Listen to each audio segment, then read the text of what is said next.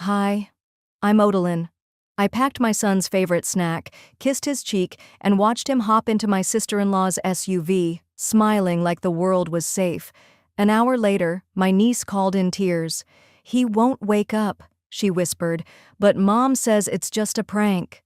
My hands shook dialing 911, but what shattered me more was realizing it wasn't a mistake. It was a setup. And the worst part? People still defended her. If you think this ends in court, you haven't seen what I found next. Before we dive in, what time are you listening, and where from? Drop it below. This story needs to be heard. The morning started like any other. A late spring sun casting soft shadows across my driveway, the air warm and buzzing with the scent of blooming crepe myrtles. Caleb was lining up his tiny animal figurines in front of the screen door, murmuring a little script to himself in that half-whisper that only I understood.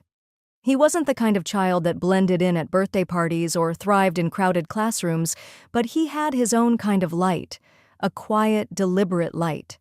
And today, that light was flickering with rare excitement. The phone call came just after 10 a.m. when I was refilling my coffee and scanning wireframes on my laptop. I didn't even check the caller ID, I just tapped accept and balanced the phone between my ear and shoulder. "Hey, Odalyn," came the sugary voice that made my stomach turn before I could respond. "It's Callista." Of course it was.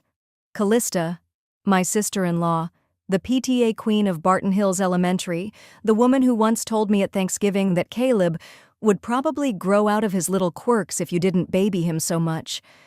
I braced myself. She never called, not without an agenda.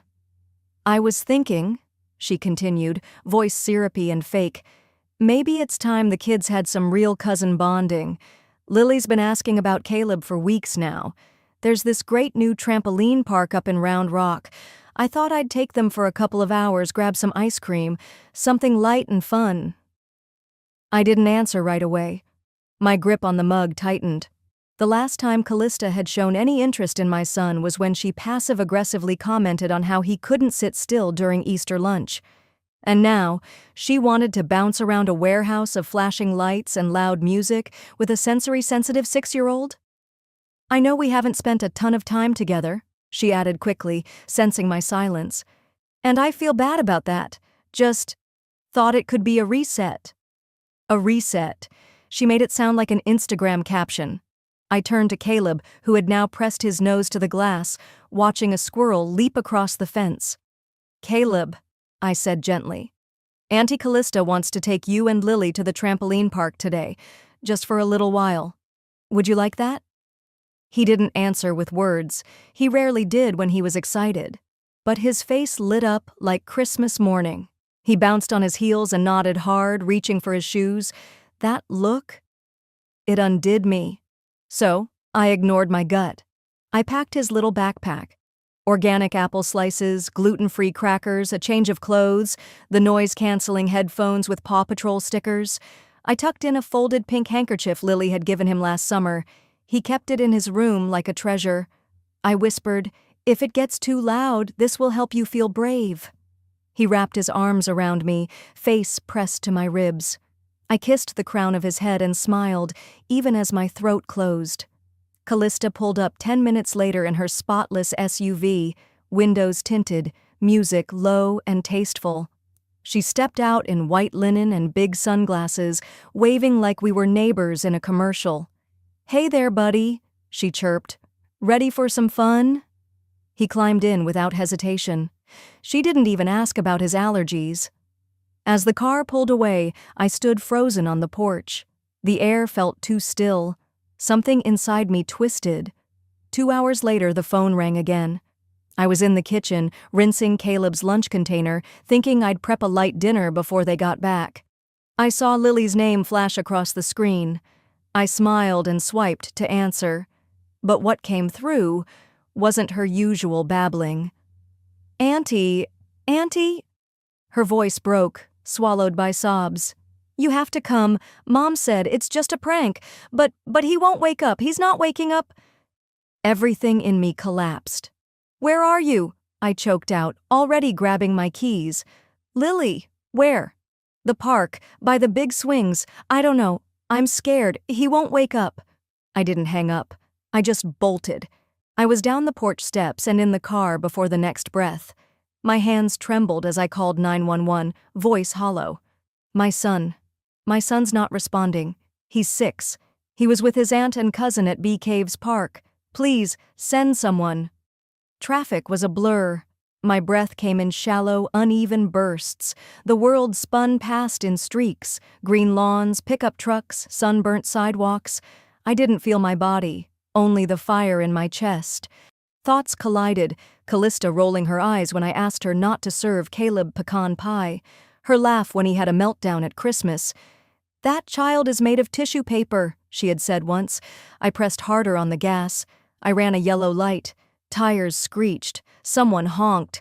"I knew better," I whispered into the wind. "I knew, and I still let him go." Bee Caves Park loomed ahead, too bright under the midday sun.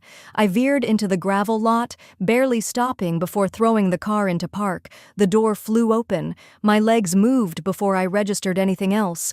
And then I saw him, Caleb, lying still on the grass, his small frame limp like a discarded doll. I opened my mouth to scream, but nothing came out.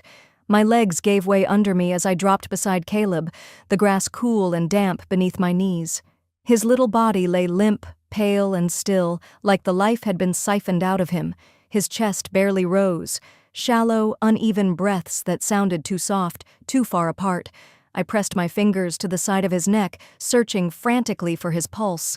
It was there, faint, but real. "Caleb?" My voice cracked as I cradled his head in my hands. "Baby? Can you hear me?" Lily was crouched beside him, tears streaming down her cheeks, gripping his arm like she could keep him tethered just by holding tight enough. "I told her not to," she sobbed. "I told Mom it wasn't funny." I looked up, and there she was, Callista, standing a few feet away, arms crossed like she was annoyed that we were ruining her afternoon. "He just got a little too worked up," she muttered, with a lazy roll of her eyes. "Kids get dramatic, especially ones like him. Ones like him." I couldn't feel my face. I couldn't even feel my hands. But I stood, slowly, every inch of me trembling. "What did you give him?" She blinked at me, feigning confusion. "What are you talking about?" "What did you give him?" I roared. Heads turned. A father on a nearby bench froze mid-sip from his drink. Callista shrugged, pulling her phone from her pocket. "It was just a joke. Relax. He'll wake up." I noticed her screen flicker, her thumb sliding across it with practiced ease. She was deleting something. "You filmed him?" I gasped. "You filmed my son like this?" She gave me that smug half-smile she always wore when she thought she had the upper hand. "He was acting weird. I thought it might help you realize how overprotective you are." I turned toward the nearest group of parents and yelled, "Someone call an ambulance, now!" A woman with a stroller already had her phone out. I could hear the sirens before I even registered the flashing lights. Caleb's body felt colder by the second. I bent back down, brushing his damp hair from his forehead. "Stay with me, baby. Stay with me." The EMTs arrived, moving fast, voices clipped and focused. I stepped aside, heart hammering as they worked over him. Oxygen mask, IV, rapid checks. One of them turned to me. "Do you know what he might have ingested?" I shook my head. "He was with her, my sister-in-law. I packed his food myself, no allergens, no meds." He nodded and looked toward Callista. "We'll need a tox screen immediately." As they lifted Caleb onto the stretcher, I climbed in behind him. My legs moved on instinct. I barely noticed Callista stepping toward us, face twisted in false concern. "She's overreacting," she shouted. "He's just tired. I didn't do anything." But then Lily's small voice rang out, clear, trembling and damning. "Mom made him drink something." Silence dropped like a stone. Everyone stopped. "What did you say, sweetheart?" one of the officers asked, kneeling beside her. "She said it was juice," Lily whimpered, "but it smelled funny. Then he got sleepy and wouldn't wake up." The officer straightened and turned to Callista. His tone shifted. "Ma'am, I'm going to ask you to step over here. Hands where we can see them." Callista's face drained of color. "Wait, what?" Are you serious? This is crazy. But I didn't hear the rest. The ambulance doors slammed shut. We were already moving. The fluorescent lights of the emergency room blurred as I followed Caleb's gurney through swinging doors, past rows of machines and hushed nurses. The walls smelled of antiseptic and adrenaline. A nurse guided me into a room where they hooked Caleb up to monitors, oxygen tubes, IV lines, beeping. So much beeping. I sat beside him, holding his limp little hand. His skin was still clammy, and every few seconds I checked, again and again, that he was breathing. "I'm sorry," I whispered. "I should have protected you. I never should have let her near you." The door creaked open behind me. "Odalyn?" I turned. James, my brother, Callista's husband, the man who once laughed off every warning I gave about her. He stood there like a ghost, confused, panicked, clutching his phone like a lifeline. "What the hell is going on?" he asked. I stood slowly. "Your wife poisoned my son," I said. He blinked. "What?" "Don't play dumb, James," Lily told the cops. "She made Caleb drink something. That's not—" He looked away, then back. "Amber, she wouldn't. She's not. She did." His face crumpled. "You don't know that for sure. Maybe it was an accident." I didn't respond. I didn't need to. The truth was already carving its path through the lies. The door opened again. A man in a navy windbreaker and a badge stepped in. "Ms. Merrick," he said calmly, nodding. "We need to ask you a few questions about what happened. Callista's lawyered up. She says it was an accident." I didn't flinch. "Was it?" The detective sighed. "Preliminary blood work came back. Your son tested positive for diphenhydramine and ethanol." A slow, sharp exhale escaped me. So it wasn't just a bad joke. It wasn't just a prank. It was deliberate, measured. Something inside me began to crack open, not grief, not yet, but rage so deep it almost felt cold. I glanced back at Caleb, still unmoving beneath the hospital sheets. And just like that, the version of Callista they all believed in started to fall apart. I didn't sleep. The monitors in Caleb's hospital room beeped steadily through the night, each sound hammering into my chest like a warning. I kept watching his chest rise and fall, as if he might stop any second. The first light of morning crept through the blinds, but the weight in the room didn't lift.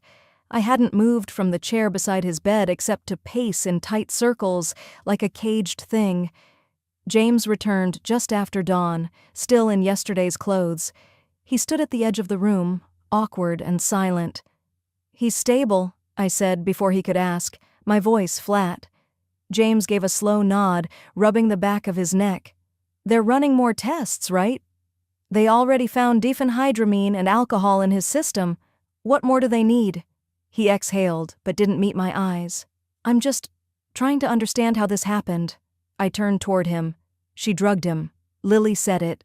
The EMTs confirmed what was in his system. You think he poured himself a cocktail of allergy meds and liquor at 6 years old?" James flinched. "Of course not. But maybe it was.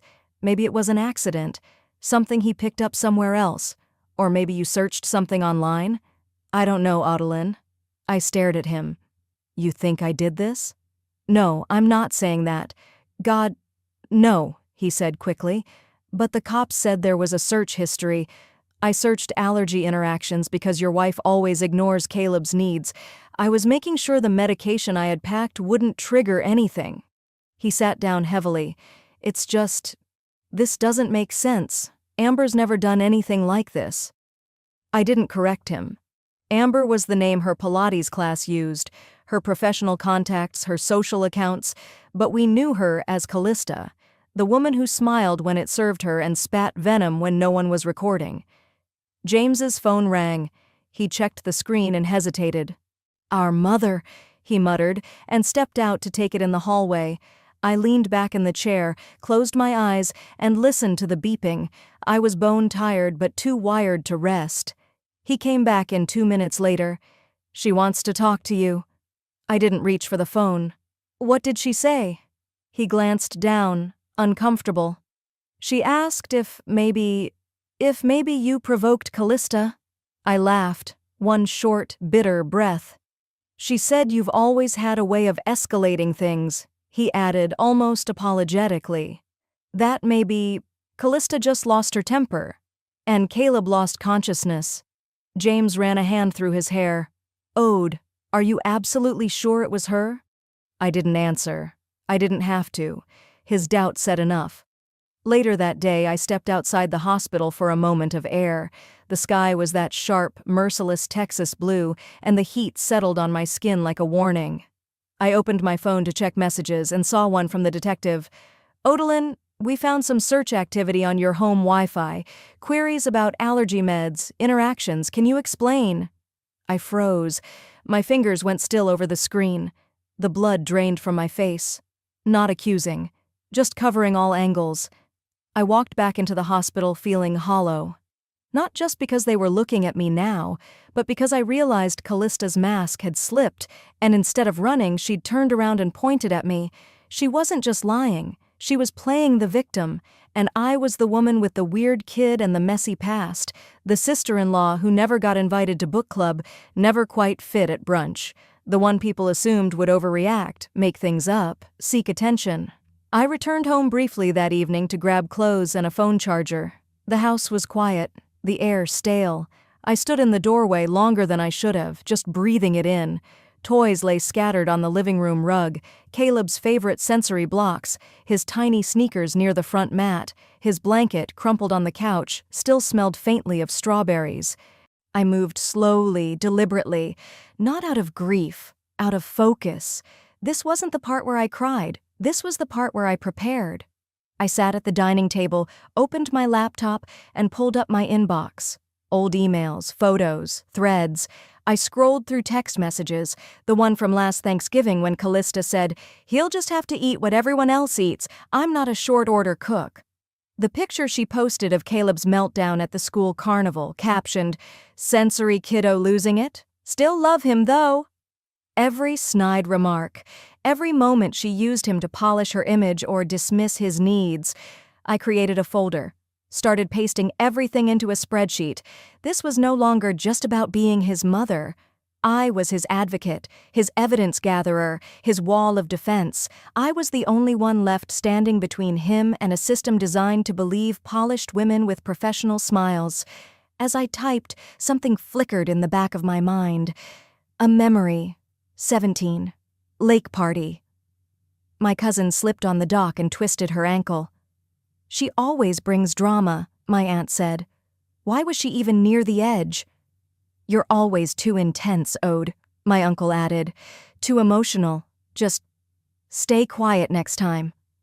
That moment stuck like gum in my mind, just like now. Blame.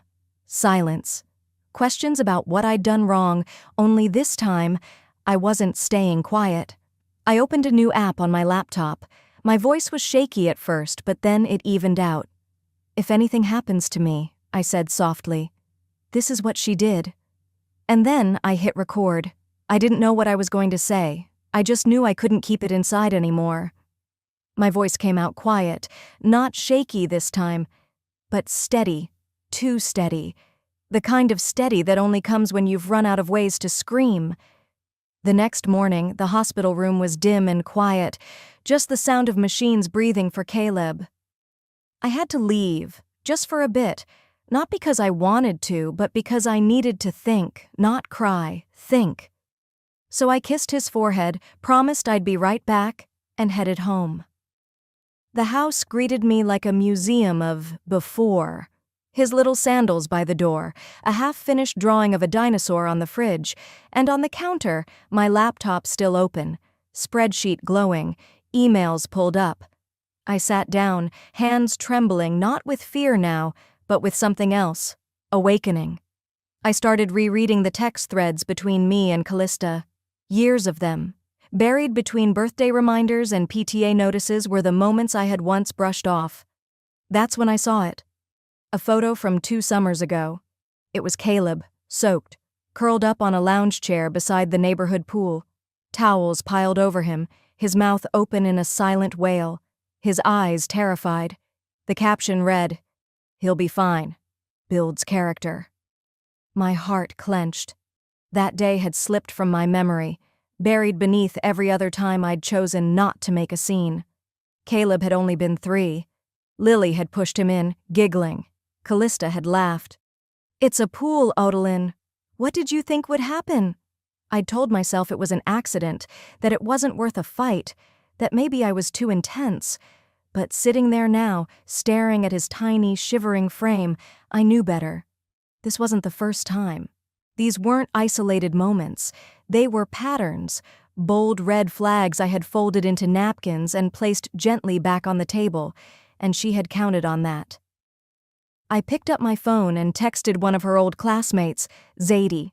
We'd met once at a school fundraiser. She had rolled her eyes when Callista spoke and whispered, "She always was like that." It was a long shot, but I asked anyway, "Hey, can we talk? It's about Caleb." Less than an hour later, we were sitting across from each other at a quiet cafe on South Lamar.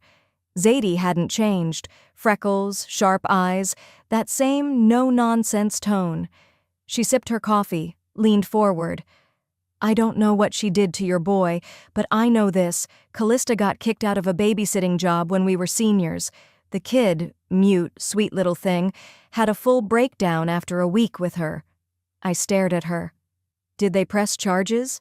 Zadie shook her head. "Parents couldn't prove anything, but the girl stopped eating, started wetting the bed again." "What was her name?" "Sarah." My hand tightened around the mug. Zadie wasn't done. "Callista, she used to brag back in school, said she could make any kid cry, even the ones who didn't speak, said it was a gift." She paused. "She didn't grow out of it, just learned how to dress it up." I hit record again, right there at the table. Zadie didn't flinch. "Use it. If it helps, use it." When I got home, I didn't cry. I didn't scream. I got to work. In my office, I pinned photos to the wall, post-its with dates, screenshots from Facebook where Callista posted pictures of Caleb with captions like "Our sweet little challenge." I printed out receipts, medications, hospital visits, emails to teachers that went ignored. I highlighted texts where she said things like, "He just needs to grow up," and "Don't be dramatic, Ode." I placed them all in neat rows. I wasn't creating a case file. I was building a war map.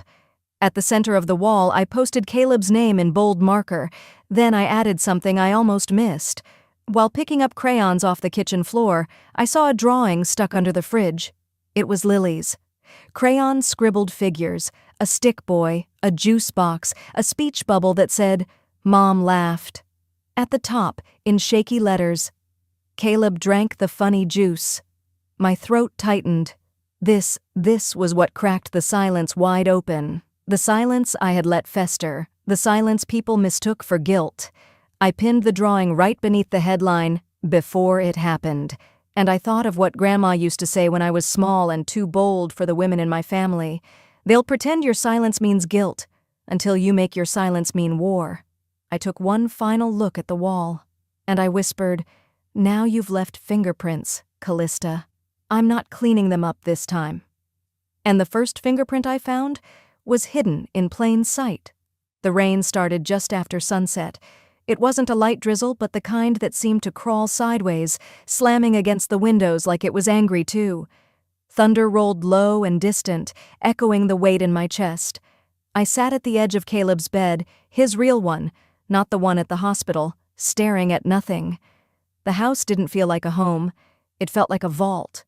Quiet, sealed, thick with memory. I had come back just to grab a fresh change of clothes and Caleb's favorite blanket, the one with the little green trucks stitched along the hem. But the second I stepped through the door, something made me pause. A blinking light on my phone. One new alert. From the health monitor app I used for Caleb, it said, "Disconnected, sensor unresponsive." But that couldn't be right. Caleb was in the hospital, hooked up to the machines. That bracelet had always tracked his oxygen, heart rate, everything. I reached for the small canvas pouch I'd packed his things in before that play date. I unzipped it slowly. The monitor bracelet was still there. Except, it wasn't his. It looked like it, but it was too light. Too flimsy. I flipped it over. No serial code, No chip. It was a fake. A toy. My breath caught in my throat. She'd switched it. Callista had switched his bracelet before picking him up. There would have been no way to track him if something worse had happened. No vitals. No location. No proof. My hands started to shake. I dropped the bracelet onto the floor, the plastic clicking against the hardwood like a countdown. She didn't just prank him.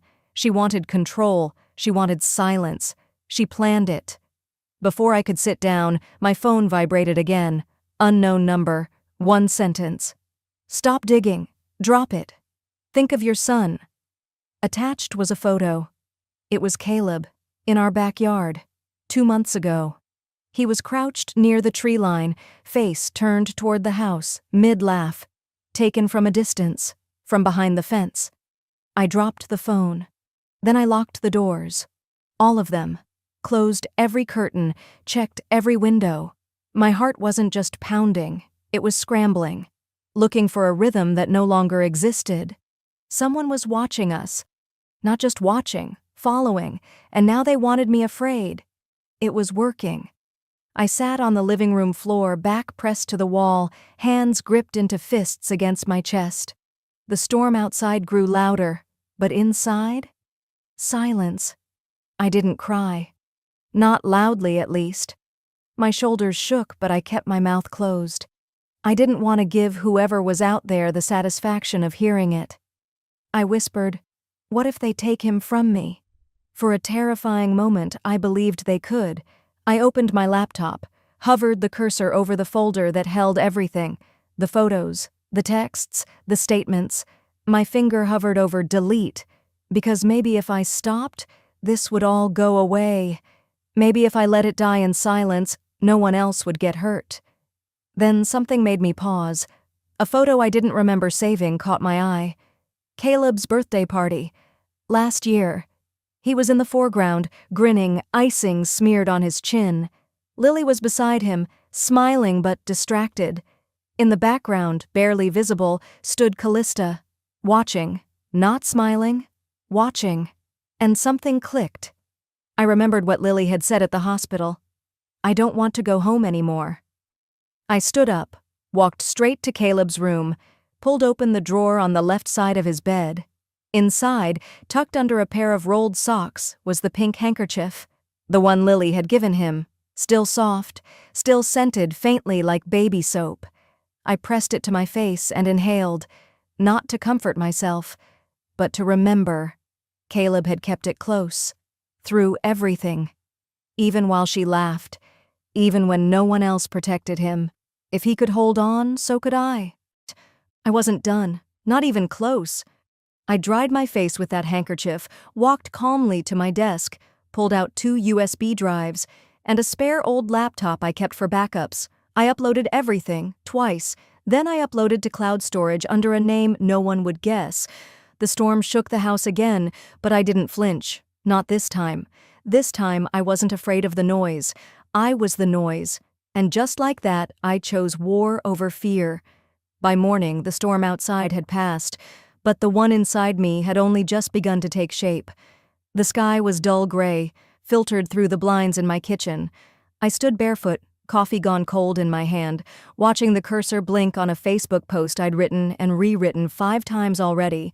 But in the end, I went with something simple, something that didn't scream, didn't beg, just the truth. A harmless prank nearly took my son's life. The woman who did it still hasn't said sorry. Here's what I know. I attached 3 files. That was all. A screenshot of a text from Callista. "He's being dramatic. You need to chill out." A short video clip. Caleb, eyes drooping, voice slurred. "I feel weird," while Callista laughed in the background. And finally, a voice memo. Lily's whisper. "She said not to call Mommy. Just wait." I didn't tag her. I didn't mention names. I let the story speak for itself. By noon, it had over 4,000 shares. I kept refreshing it like a heartbeat, each click a drumbeat of validation. Then came the private messages. Some were strangers, neighbors who'd seen her at the club or the church, saying things like, "I always knew something was off." Others were quieter. hesitant, like the one from a woman named Beatrix. She messaged me just after lunch. "Hi, you don't know me, but I used to nanny for Lily when she was little. I saw your post. I'm sorry, I believe you." Then she sent another. She once asked me to give Lily melatonin to keep her quiet during church services, and another. When I quit, she handed me an NDA and said I'd better not say anything, but I never signed it. I'll testify. I stared at the screen. My fingers trembled, not from fear this time, but from the rush of something stronger. Momentum. I wasn't chasing justice anymore, it was chasing me. By mid-afternoon, the ripple had turned into a wave. People were tagging each other, asking questions. Screenshots were flying. One woman posted, "She laughed when a kid passed out? Who even does that?" Then a video surfaced, Callista at the country club, pressed by another mom. "If it's not true, why won't you just show us the chat?" She didn't answer, just clutched her purse, muttered something about drama, and stormed out. That clip went viral before dinner. Around 4:30 p.m., my phone rang. "Odalyn?" It was my attorney. "The DA's office just requested Caleb's medical report. CPS is scheduling an interview with Lily." I didn't smile. Not exactly. But I did exhale. That evening, my kitchen turned into something else entirely. I cleared off the dining table, printed every photo, every memo, every transcript, bought colored tabs, sticky notes, index dividers, labeled everything. Then I built the binder. Every lie she'd told, every slight she'd brushed off, every harmless joke. It all went in. By the time the sky turned from gray to black, I wasn't exhausted. I was focused, not angry, resolved. I changed clothes, tied my hair back, and I drove to the police department, not hunched or hesitant. I walked through the front doors like someone who had nothing left to lose, but everything left to protect. The detective who had called me in the hospital met me at the front desk. He gestured to an interview room. I placed the binder on the table like a final puzzle piece. "I'm not asking for justice anymore," I told him. "I'm demanding accountability." He flipped it open, skimming the tabs. He paused at the screenshot of the birthday party video, the one where Caleb stumbles, and Callista just says, "He's fine. Kids bounce." He shook his head. Then he closed the binder and looked me straight in the eye. "You may want to sit down," he said. "We found something in Callista's financials." The moment the detective uttered those words, something shifted inside me. I didn't even ask what they found, because I already knew this story wasn't just about Caleb anymore. This was bigger. Dirt doesn't stay buried long when you start digging with purpose. By Saturday afternoon, the entire Greaves neighborhood felt like a lit fuse waiting for a match. The HOA clubhouse, usually reserved for bake sales and lawn regulation debates, buzzed like a courtroom on verdict day. Callista was on the board, of course. That was part of her image, the composed suburban leader with matching heels and an agenda to beautify our community. But no amount of blush could conceal the nervous twitch in her cheek today. I wasn't on the invite list. Didn't need to be. I parked across the street and walked across the lot with nothing but my binder, a tote bag filled with labeled copies, and the kind of silence that makes people sit up straighter when you enter a room. The place was packed, not for bylaws, not for new playground mulch. They were here for blood, and everyone knew it. I walked up front and handed 3 manila packets, each marked Exhibit C, to the board president, her assistant, and the treasurer. No words, just paper. Then I turned to the crowd and calmly said, "Page 2. Chairs shuffled. Murmurs rose like a wave as eyes landed on the screenshot. Callista, in a private group chat, calling my son a little pity project, and laughing about how Lily would inherit his scholarships someday since he won't use them. It hit the room like a slap. Someone in the back let out a stunned, "Jesus!" Callista stood fast, arms crossed but visibly pale. "It was sarcasm," she said quickly, voice tight. "Come on. You all know how group chats are. We vent." But that's when Grant, her husband, spoke. From the back, he stepped forward slowly. His eyes didn't leave the packet in his hands. "You sent this while Caleb was still in the ICU." The room fell into a suffocating silence. Callista blinked. Once. Twice. "You think I meant it? You think I wanted—" But no one was listening. Even her closest friends began to slide their chairs away. And then, like the quiet before a storm, Lily stepped forward. She had been sitting near the side door, coloring with an older neighbor's daughter. But now she walked calmly to the front, clutching something tiny in her palm, the pink handkerchief. Caleb's. She looked up at me, then turned to the room. "Mom said I had to give him the drink or else we couldn't play." Gasps erupted like aftershocks. Callista snapped. "You little liar, you don't even remember things right." She lunged, eyes wide, arms out. But the officers stationed by the door had already moved. Two stepped in, catching her before she got close. "You poisoned her against me?" she screamed as they held her back, her voice raw and cracked, no longer polished PTA perfection, just rage and panic. I didn't move. I didn't yell. I knelt beside Lily, arms open. She collapsed into my hug like she'd been holding it in for years. "No one will ever make you feel afraid again," I whispered. Callista was escorted out, not yet arrested, but her exit was anything but dignified. "I didn't turn your daughter against you," I called calmly after her. "You did that yourself." The room stayed frozen for a beat, then someone clapped, then another, and another, not loud, not chaotic, just a slow, deliberate rhythm of recognition. I didn't stay for the rest. As I stepped outside into the crisp Texas air, my phone buzzed. A number I didn't know. I answered. "This is the DA's office. Ms. Merrick, we've confirmed your statement. We're preparing charges." I didn't speak right away. I looked back through the glass doors, saw the room still reeling, saw Grant sitting with his head in his hands, saw Lily holding the handkerchief to her chest like it was armor, and then I answered, "I'll be ready." The echo of the judge's gavel was still ringing in my head when I stepped outside the courthouse that day. I should have felt a kind of finality, some release. But I didn't. Not yet, because I knew Callista, and I knew she wouldn't go quietly. 10 days later, the courthouse steps were crowded with reporters, neighbors, and more strangers than I could count, some holding cameras, others just holding curiosity. I arrived early, ahead of the press vans and social media moms.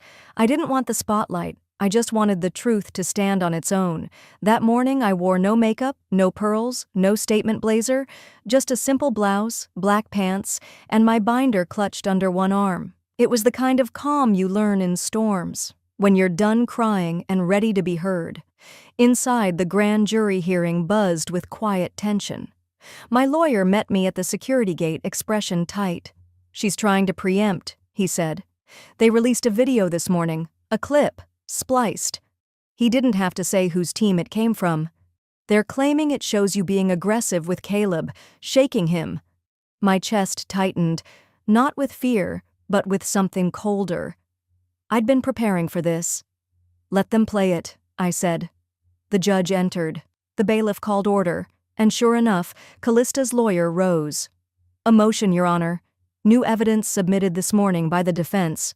A video, raising serious concern about Ms. Merrick's conduct with her son." The judge leaned forward. "Proceed." They played it on the main screen. The room dimmed, the video shaky. A young Caleb, mid-meltdown, screaming, crying. I appeared in frame, crouched beside him. I was trying to get him to hold a sensory toy. In the edited clip, it looked like I grabbed him too hard, yelled, but it wasn't real. What they didn't know, what I'd known for a while, was that the original footage was from 2 different days. Different shirts, different lighting. Even the timestamp data was altered. They thought I wouldn't notice metadata? I rose slowly. "Your Honor, I'd like to respond." The judge nodded. "Go ahead." I handed the clerk a USB. "Your court has the unedited original, complete with metadata and chain of custody. And here," I flipped my binder open, "is a sworn affidavit from Beatrix Hill, the nanny who originally managed the camera this file was stolen from." Silence. I was helping my son through a sensory overload, not hurting him. And the person who edited this, deliberately stitched from 2 different days, is the same one who told my niece to give him a funny drink. A few jurors turned, faces hardening. I didn't raise my voice. I didn't cry. Instead, I pulled out the folded pink handkerchief, held it gently in my hand. "This," I said softly, "was found in Caleb's pocket the day he collapsed. It's not mine. It's not hers. It's Lily's. The only safe thing he had on him that day." The room went still. Even the defense table stopped shuffling papers. That silence, the kind that screams louder than any rant, was all I needed. The district attorney stood. "Your Honor, based on additional forensic validation and the chain of tampered evidence presented here, we formally request that Ms. Greaves be remanded to custody pending trial." Callista stood sharply. "You can't— This is ridiculous." Her voice cracked, shrill. "You're all liars. She's turning you against me, just like she did to Lily." The judge didn't even flinch. "Ms. Greaves, you are remanded to custody without bail. Bailiff—" Handcuffs clicked. I watched her shoulders tighten, her eyes darting, looking for someone, anyone, to stand up for her. No one did. As they led her past me, I leaned in just enough and whispered, "You hid behind smiles and cupcakes. I hid behind facts.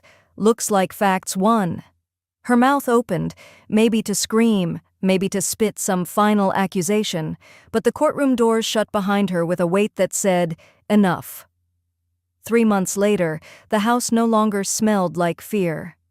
Late summer light slanted through the living room window, warm and golden, stretching across the floor where Caleb lay coloring. He was on his stomach, barefoot, humming to himself as he drew wide loops that looked like turtles in spacesuits. I sat nearby, coffee in hand, half full, already lukewarm, but I wasn't rushing to warm it. For the first time in what felt like a lifetime, stillness didn't feel dangerous. Callista had been sentenced 2 weeks ago, 14 years, no parole, child endangerment, obstruction, evidence tampering. And the worst one, to me, tampering with a child's medical safety bracelet. I didn't go to the sentencing. I'd already said what I needed in court. Loud enough for her to finally hear. Now, the community where she once ruled with cupcake platters and manicured charm barely whispered her name. The HOA removed her signature from everything. The PTA erased her contact info. No one reposted her parenting advice columns. Her name had become something else. A warning. "Lily will be dropped off in 10, came a text from Grant that morning. Grant had filed for divorce shortly after Callista's bail was denied. I wasn't here to praise him, but I noticed he was trying. Therapy appointments, parent check-ins, boundaries. When Lily arrived, she didn't knock like she used to. She just opened the door slowly and peeked in, holding a small tote bag. Caleb looked up and waved. They didn't talk about that day, or the drink, or the park. They talked about cartoons, waffles, space turtles. Today, they were building a little city out of paper towel rolls. Lily was cutting windows with kid-safe scissors. Caleb stacked toilet paper towers and whispered, "This one's a library." And I was breathing. At the end of the visit, just as Grant honked outside, Lily stood. She reached into her bag and pulled something folded and soft. The pink handkerchief. She placed it gently in my palm.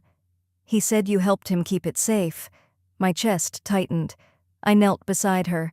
"He helped me too." She smiled. Not the wide, forced smile her mother always coached, but a small, real one. As she left, Caleb didn't cry. He just waved and said, "See you Friday." After they were gone, I sat back on the couch. For a long while, I just watched the way the sun lit up the dust in the air. No one teaches you how to walk through justice when it finally comes. There's no manual for how to feel once the fight is over. But in the quiet, I thought about everything that wouldn't show up in legal transcripts. The guilt. The way my hands shook as I packed Caleb's bag that day. The silence I sat in when my own brother asked if it might have been a reaction. The decades women like Callista win, not with fists, but with whispers, with image, with influence. And how I didn't take her down with fire. I did it with the truth. Now I didn't need her apology. I didn't need to prove myself to the neighbors. I just needed Caleb to sleep again. Deep, without fear. That evening, just as the sky dipped into soft indigo, we sat on the porch steps together, shoulder to shoulder. The cicadas hummed low in the trees. Caleb leaned into me and whispered, "Is the bad lady gone?" I nodded. "Yeah, baby. She's gone." He looked straight ahead. Good. I didn't like her smile. Neither did I, but I didn't say that out loud. He leaned against me, soft and easy. I wrapped an arm around him and exhaled, not because everything was perfect, but because we were no longer scared. Sometimes we fight not to be heard, but to never be silenced again.